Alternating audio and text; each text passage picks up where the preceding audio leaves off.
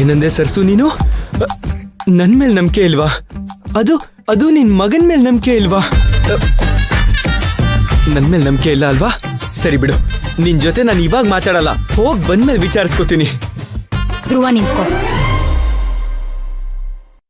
ಸರಿ, ಆನಂದಂಗ್ ಫೋನ್ ಮಾಡು.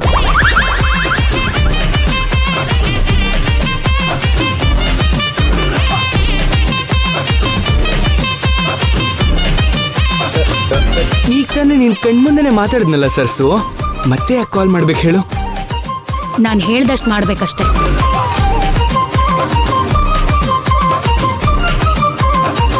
ಮಾಡು.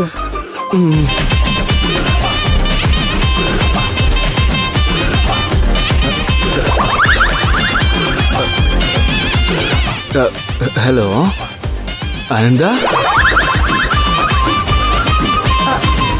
ಫೋನ್ ರಿಂಗ್ ಆಯ್ತಾ? ಅಷ್ಟ್ ಬೇಗ ಮಾತಾಡ್ತಿದ್ಯಾ?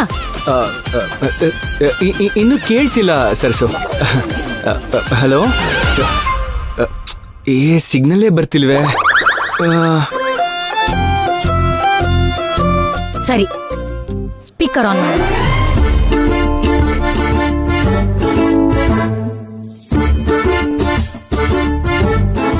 ಅದು ಸರ್ಸು, ನನ್ನ ಫೋನ್ದು ಸ್ಪೀಕರ್ ಸರಿಯಾಗಿ ಕೆಲಸ ಮಾಡ್ತಿಲ್ಲ. ಸ್ಪೀಕರ್ ಎಲ್ಲ ಯಾಕೆ ಹೇಳು? ಮಾಡು.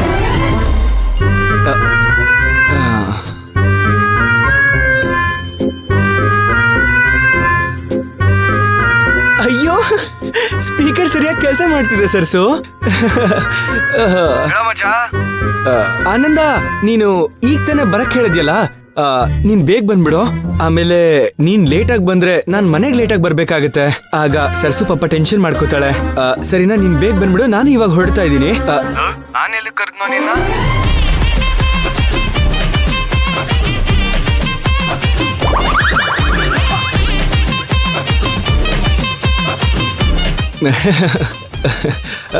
ತಮಾಷೆ ಮಾಡ್ತಿದ್ದಾನೆ ಸರ್ಸು.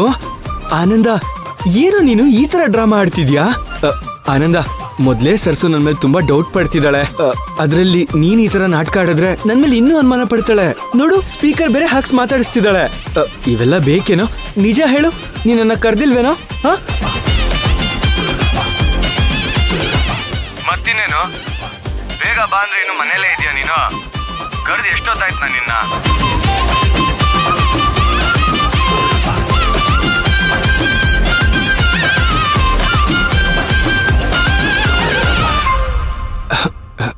ಸಾರಿ ಆನಂದ, ಸ್ವಲ್ಪ ಕೆಲ್ಸ ಆಯ್ತು, ಲೇಟ್ ಆಗೋಯ್ತು.